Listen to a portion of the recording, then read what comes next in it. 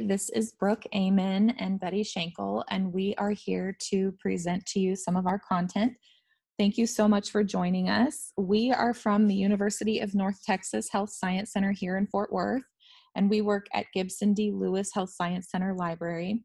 I am from the Research and Education Department, and Betty is in Records and Archives, and we are going to talk to you today about a little bit about what we do. So our presentation is focused on archives and resources in formal education, and we will get into a little bit more about what that means. As I mentioned, I'm Brook Amen, and I am a research and education librarian. I have been with Lewis Library for a little over 3 years in my position, and I'll get into a little bit more about what my position entails for those of you that are unfamiliar with what a research and education librarian does and what that role sort of entails. Betty will get into her position as well when she starts her portion of the presentation. So let's focus on liaisons as archives partners. I think a lot of times with liaisons, we sort of get in our little research bubbles. We forget about the other pieces of the library, in particular the archives. We think a lot about research and literature searching and presenting content to our students and faculty, but we often forget about that archives and that historical content that could be of value to some of their research projects. So I have been actively trying to remember that when I'm presenting to my students and faculty.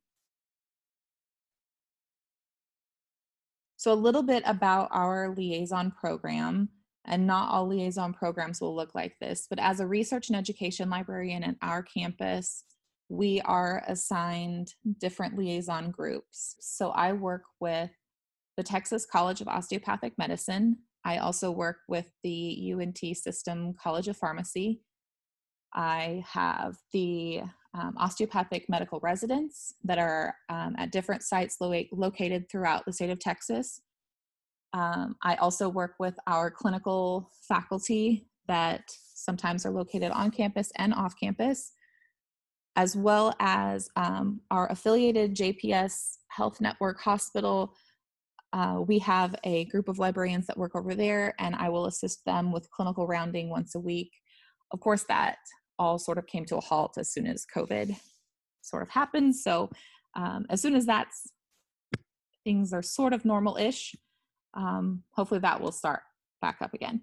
But in addition to those liaison roles, I will present different types of content to those groups.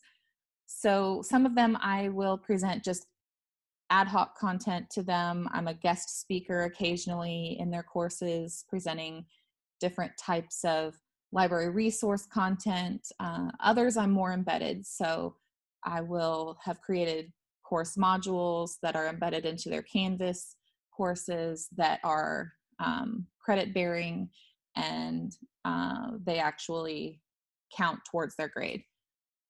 We also will try to do fun activities with the different ways that we're presenting the material to keep the students actively engaged, because we all know that sometimes library content can be a little bit mundane and boring, and so trying to get the students to be actively engaged with it helps a little bit. So we also meet with students and faculty one-on-one to go over their various research projects, and this is one of the things that I really enjoy doing most, because it gives me an idea of what's going on campus, what types of projects are happening, and it's really cool to see the variety of things that are taking place on our campus. We also will perform literature searches, and we will help students with literature searches, but we do not perform the literature searches for students. And that's simply because we want students to be able to think critically about literature and be able to do that on their own when they leave campus, so that they can be critical consumers of information when they leave our campus and are in their own practices. One of the things that we try to focus on is being visible on campus as well. So whether that be by participating in committees across campus or attending various networking events, we try to make sure that our campus networks know that we're there to help them and are comfortable coming to us. And part of that is by being visible and talking with them and talking with the students and being in their spaces, essentially. So that's kind of what we do. Not all campuses work the same, but that's what it looks like on our campus. So when we are presenting materials to our campus communities, sometimes we're asked to, a lot of times we're asked to present what the library has to offer, essentially. So typically we start off talking about library resources, and mainly we had been talking about databases, books, ebooks, journals, and e-journals, because that's typically what students and faculty are going to straight off the bat. Databases, ebooks, those are the things students are accessing on a daily basis.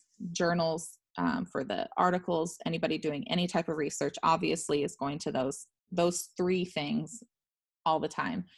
One of the things that I've been trying to do is promote the archives as well, just so that they know that that is there, highlighting that we do have historical content available to them, that it's not off limits all the time, that yes, the rooms that they would have to go into to access that material may be locked, but there is a person that's happy to help them, and making sure that they know that resource is available, and that please take advantage of it, that our archivist is amazing and she is really helpful. So as liaison librarians, one of the best things that we can do for our archivists is making sure that our campus community knows that the archivist is there for them. And that's one of the ways that I've been trying to help with that. So another thing that we have been trying to do is promote the archives through partnering. And to do that, we have done a few events. So in this particular event, Betty sort of spearheaded this particular meeting, if you will. Typically, when we're working on projects, sometimes you'll work independently and you get the ball rolling, you start moving along. I don't know about you guys, but I also enjoy working collaboratively with other people. It helps me to think outside of the box. It helps me to be creative. It also helps alleviate some of the stress there is involved with creating an entire program for a group of people that I'm unsure of what they're going to expect from me. So having that extra person to bounce ideas off of is a huge benefit. So it was really great to work with Betty on this project so that we could tailor this program together. So she knows the archives really well. I work with this particular group of people very often. So we both have an area of expertise and something to offer that can help further this program and make it really great. So they put in a request to Betty to have some content delivered specifically about the archives. She looped me in because they were from the Texas College of Osteopathic Medicine, specifically the residents group, and she saw that as an opportunity for them to make a connection with their liaison. We brought them into the rare books room, which was usually an off-limits space without an appointment, which they thought was super cool. Even as medical residents, they get excited about going into spaces that are typically off-limits. She presented content on the history of osteopathic medicine, brought in some of the AT Still information, opened up some of the cabinets, pulled out some of the books, had gloves available, allowed the residents to look through some of those historical books, it was very exciting to see their faces light up at what they were looking at, and just to see how far their profession had come since those books had been published. It also allowed them to make a connection with the library that they hadn't been able to make before. So typically the connections that residents and medical students make with the library is a place for them to study, a place for them to get textbooks, a test prep resource for them. But this gave them a place to look at content that they hadn't seen before. So it was exciting. On the screen, you'll also notice a couple of images, and these are images of some handouts that I had given them. So traditionally, when students and residents and faculty are looking for content on the library website, they have a specific way that they're looking for it, and archives, you have to find them a little bit differently.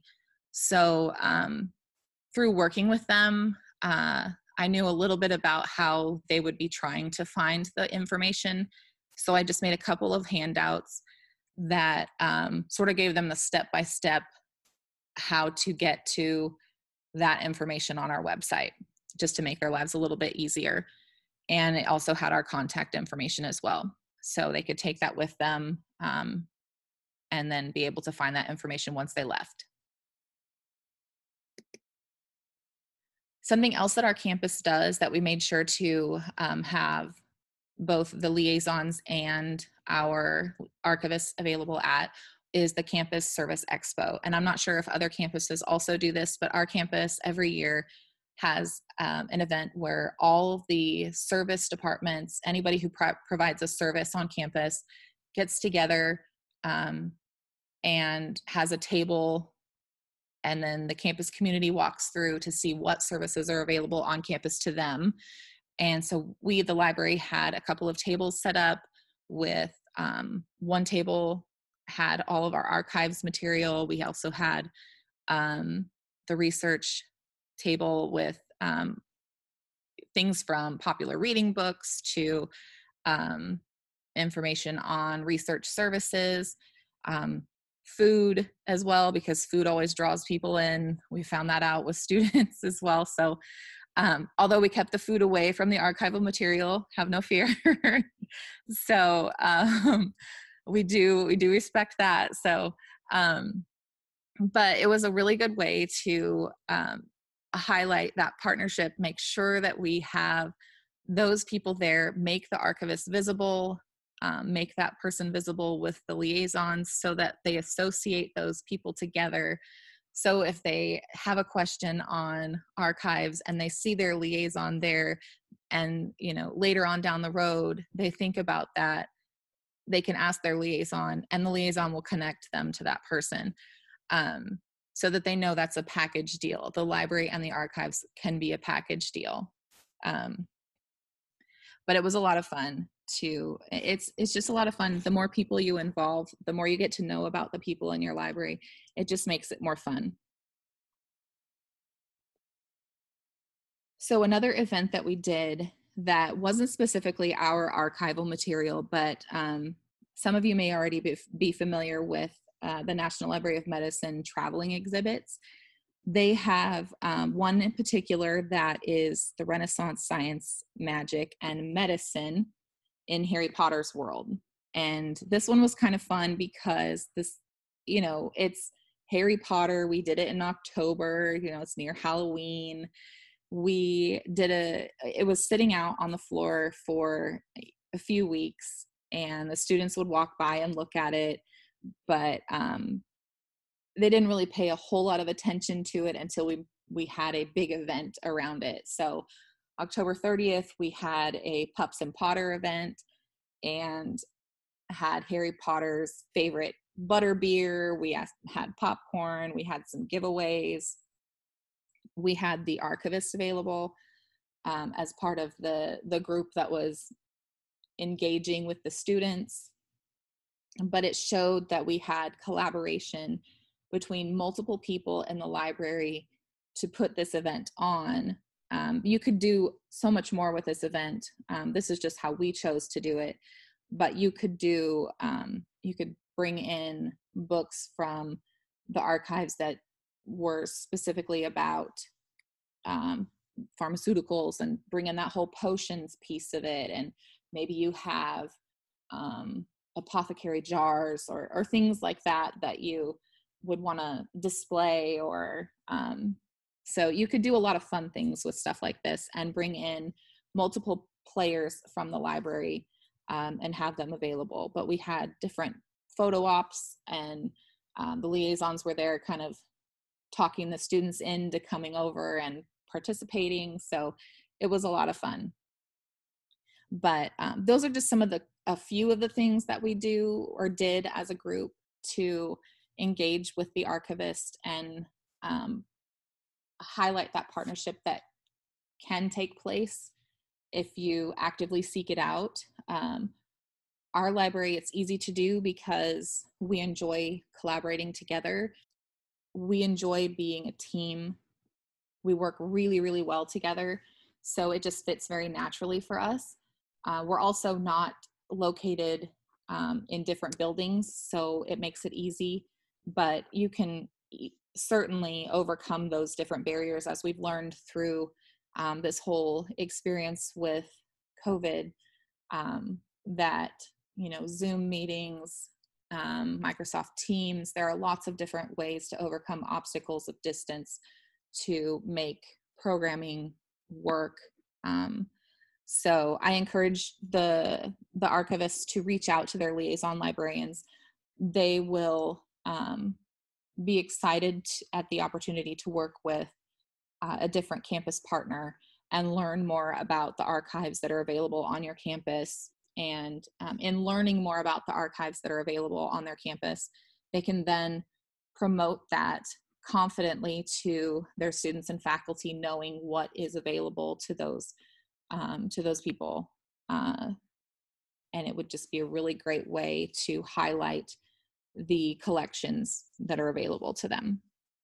So with that, I'm going to go ahead and turn it over to Betty, and she will talk more about some of the really cool things that she has been working on here in the library.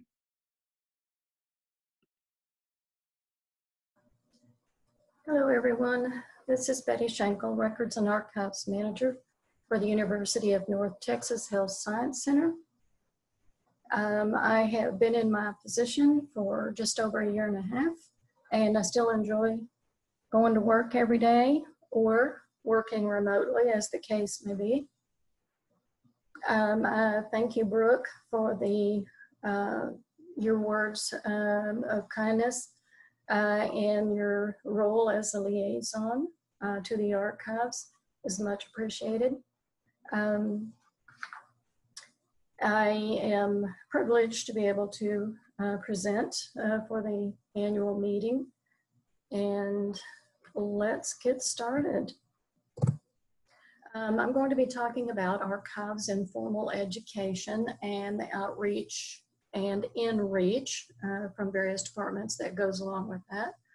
I will be talking about collaborating with different university departments and how we've been reaching out to them, how they have been coming to us for help with projects and different materials that we may have in the archives.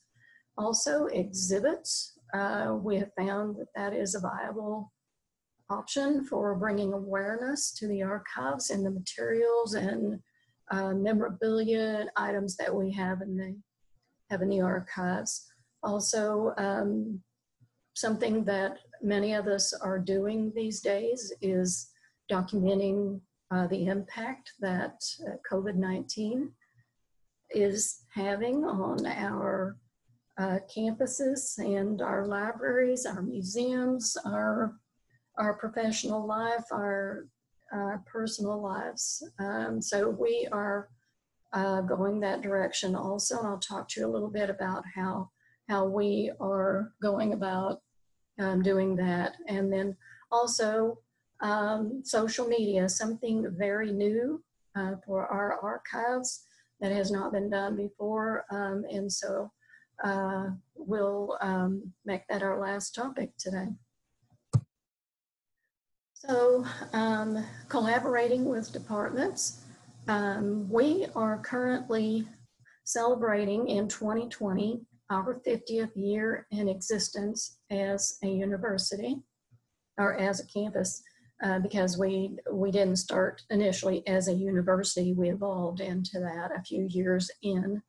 But the Office of Brand and Communication, OBC, which formerly was known as Marketing and Communication, last fall reached out and asked if the archives had some images that they could use to document and promote our 50 years of existence. So we were happy to jump on board and assist with that project. And we provided them with enough photos that every Thursday from February to November that they could post an article with one of our photos, a brief article in our what is called Our Daily News on our campus.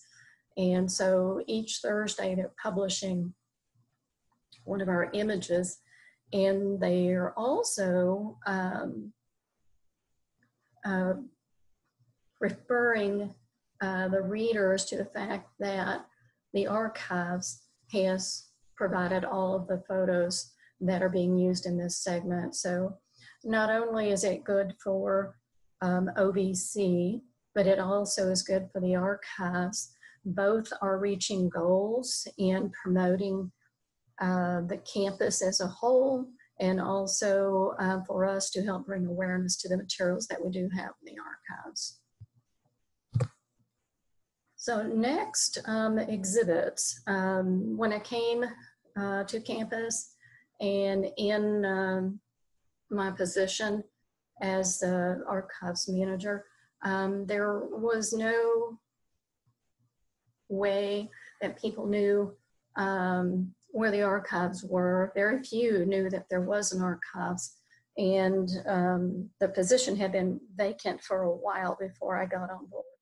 And so in the interim, there was some staff turnover and faculty turnover. So there just wasn't a lot of knowledge about the archives. So outside our rare book room, there's an anteroom that we have been able to gain access to for the archives. I approached library administration and asked if we could have that room and utilize it for reproductions of materials, photographs, documents, certificates, you know, those types of things, to reproduce and to hang on the walls in the what we now call the Rare Book Room Gallery. And library administration was in for that, and they funded not only a makeover for the Rare Book Room to give it a facelift, but also for what is now the gallery as you head into the Rare Book Room. And part of that makeover included a gallery tracking system that sits close to the ceiling of the room. And with the use of that, we do not have to damage the walls when we exhibit materials. The framed photographs, reproductions, materials, whatever we use, with the tracking system, we're able to adjust the height of the object on the wall and also the distance between each item. It's a very handy tracking system, and it's on all four walls.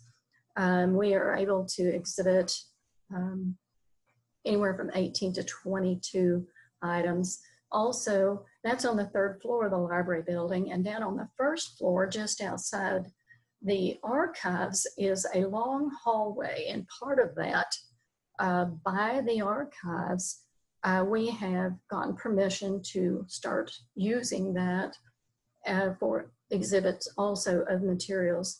And it looks much like what you're seeing in this slide. So there's two ways. That one's on the first floor. So on the first floor and the third floor of the library building, we have exhibit space now.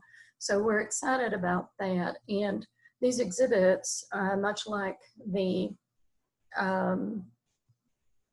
50th anniversary collaboration with OVC, are being promoted on the library webpage, on social media, in the daily news, and library signage. And OVC promotes it on the campus website as well. So let's take a look at COVID-19. So we've named our project to preserve the history of the impact the virus has had on our campus. We've named that Narrating COVID at HSC. And our Health Science Center, we are reaching out to faculty, students, staff, and alumni to have them submit their experiences. And they can do that by way of written text, by video clips, by photographs, almost any medium that they want to submit that. We are accepting those. We are collaborating with OBC on that as well, and the Office of Development, which has most of contact with the alumni, and then also with Faculty Senate, a subcommittee of that to garner student submissions. So we're excited to see the results of this project and what we will, what history collection for the campus that we will build out of our COVID-19 collection. So also something that we've never done before, that the archives has never done. The library has a Facebook account, but the archives never has. So we've named our page Archives, Records, and Memories, and we just posted our first photograph and some text with it April the 30th. So it's very new for us, completely new for the archives. From that Facebook page, then we also share out to Twitter and Instagram. So I'm looking forward and excited to see where Facebook and social media takes us as far as bringing awareness to the archives. So it kind of gives you an overview. I'm running out of time. Gives you a quick overview of how we, the different types of things that we're doing, and to bring awareness to the archives, let people know who we are, where we are, and what we're doing. So thank you again for your time. Thank you for letting us present.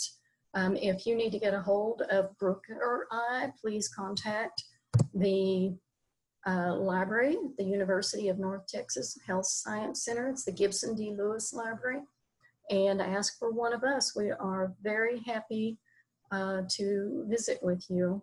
Thank you again.